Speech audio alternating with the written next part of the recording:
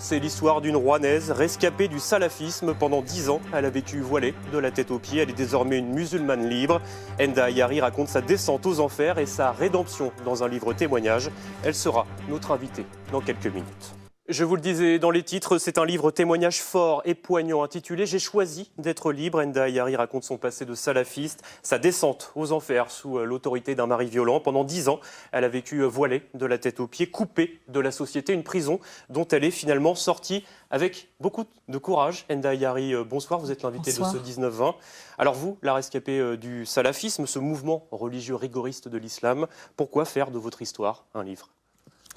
Eh bien, en fait, j'ai voulu faire un livre pour raconter un parcours difficile et surtout pour témoigner du fait qu'on peut toujours s'en sortir, quoi qu'il arrive, et que mon histoire puisse servir d'exemple à d'autres personnes qui peuvent s'identifier à moi, et également parce qu'on m'a demandé de l'écrire. Beaucoup de personnes se questionnaient et m'ont dit « il faut vraiment que tu racontes ton histoire dans un livre ». Alors justement, ce livre, il est né aussi d'une photo postée sur Facebook le 23 novembre 2015, 10 jours après les attentats de Paris. On peut peut-être la voir. Alors à gauche, vous êtes voilé, c'était votre vie d'avant.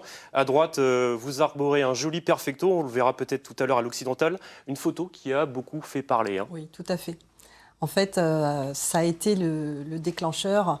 À partir du moment où j'ai posté ma photo, il y a des milliers de personnes qui l'ont partagée donc, sur le réseau social Facebook. Et ensuite, beaucoup de messages, beaucoup de commentaires. Et du coup, j'ai été happée dans cette aventure où par la suite, on m'a proposé d'écrire un livre pour témoigner et expliquer que, quoi qu'il arrive, on peut toujours sortir de grandes difficultés comme je l'ai vécu. Alors justement, on va revenir sur votre histoire. À 21 ans, vous vous mariez en Tunisie avec un salafiste qui va se révéler oisif, violent et menteur. Et la suite, c'est une longue descente aux enfers de 10 ans et en France en plus. Tout à fait. Tout à fait, tout ça se passe en France. Mon ex-mari donc est né en France, il est français, de nationalité française, mais d'origine tunisien.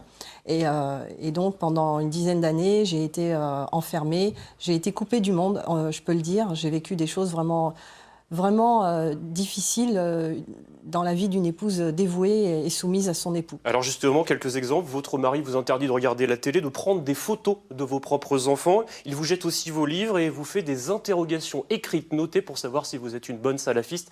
C'est un monde complètement absurde. Tout à fait. En fait, c'était mon ex-mari tenait à ce que j'apprenne le plus possible les bases et tout ce qu'il fallait connaître du salafisme. Donc, il fallait que je lise des livres, il fallait que j'apprenne et j'étais notée. Il faisait des contrôles avec des notes. Et donc, vraiment, c'était un véritable lavage de cerveau, en fait, qui m'a fait subir. Et puis, un beau jour, vous vous libérez de ce voile, de ce djellab. Comment, racontez-nous un petit peu Tout à fait. En fait, ce qui s'est passé, c'est que moi, j'ai fini par divorcer, par m'enfuir, parce qu'il devenait de plus en plus violent et ma vie était menacée. Donc, j'ai vraiment eu un instinct de survie aussi pour mes enfants. Je tenais à ce que je ne voulais pas que ma fille porte le voile à 7 ans comme il le voulait. Je ne voulais pas que mes enfants soient des salafistes. Donc, du coup, je me suis enfuie. Et puis, par la suite, j'ai dû travailler pour trouver du travail. Ça a été très compliqué avec le voile. Alors, vous dites d'ailleurs que vous avez été une handicapée sociale. Ce sont vos termes dans le livre. Est-ce que vous avez peur aujourd'hui ? Alors non, en fait, ce qui se passe, c'est que j'ai beaucoup réfléchi donc, à faire ce témoignage. Et pour moi, c'est beaucoup plus important de témoigner pour pouvoir aider d'autres personnes et puis mener ce combat jusqu'au bout. Parce que pour moi, j'ai décidé vraiment de dire tout haut que tout ça, le salafisme, pour moi, c'est une supercherie et on peut être musulman, on peut être pratiquant ou pas, mais on peut aussi s'insérer dans la société. Et c'est très important, justement, de montrer qu'on peut s'en sortir, quoi qu'il arrive. Voilà. Très rapidement, vous avez créé une association pour venir en aide aux femmes justement prises dans les griffes du salafisme, très rapidement, en quelques secondes. Tout à fait. Donc j'ai décidé de fonder une association justement parce que j'ai reçu énormément de messages de femmes justement qui sont battues par leurs époux et qui voudraient s'enfuir et qui n'ont pas de solution.